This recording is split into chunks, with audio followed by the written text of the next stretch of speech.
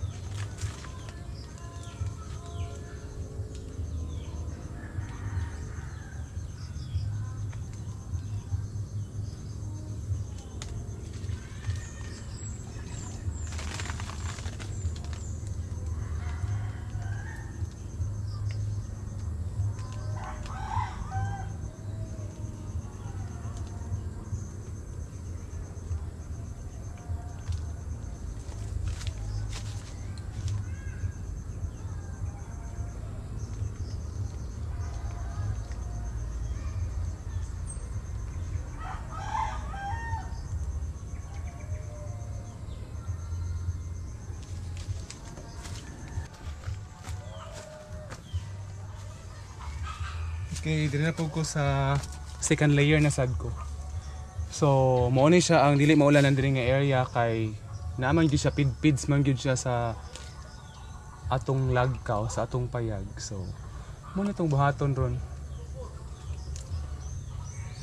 Mostly cactus and succulents pero buhi ra gyapon sila kay basta cactus and succulents, they love sunlight, full sunlight sad ilang ganahan na diri kay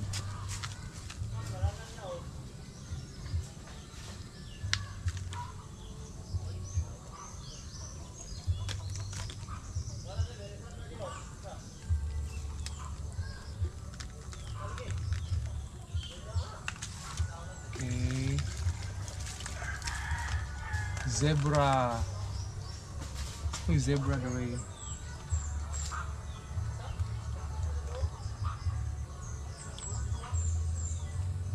Shout out kay Ma'am Karen nga nangitag zebra pero wa pagigihapoy sa Ma'am Karen.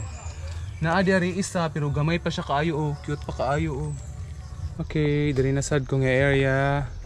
Third. Okay kani diri na pud siya. So as you can see, malagi na siya kaya di gina siya mabubuan, di gina siya maulanan. So ganid-ganiron na ginato sila. Kani mga Chinese barrel, kani Gymnocalycium siya nga 9 rib, Gymnocalycium nga 12 ribs. Kani kay Crocs nga Haworthia.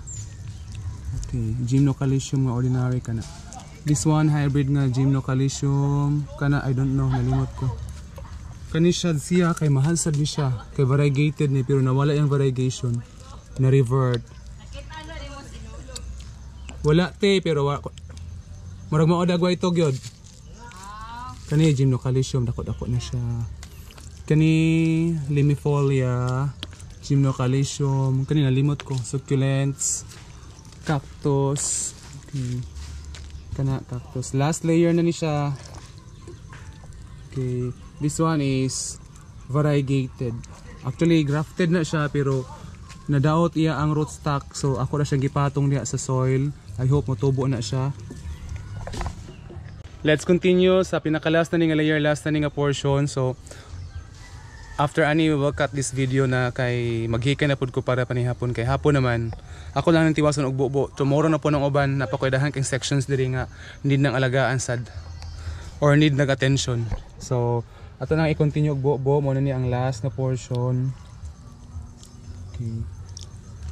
Tinansad ko ni mga ordinary nga gymnocalcium kay when they reach their maturity ko ano siya, mamulak siya.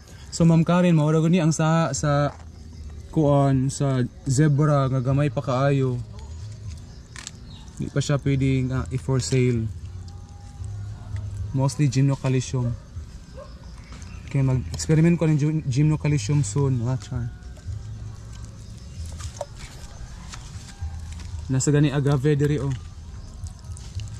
Ay, you might wonder ngano na ano siya fishnet, na siya fishnet kay kuan man good na may mga manok diri manugpa. Manok nga kuan diri maglupad-lupad, so matandugan sila. Last time naabot ko diri nga tuwang na ni, so akong gibutang ginani para safe ra pud sila. This one also is a grafted variegated nga kuan kanang gymno pero namatay ang rootstock.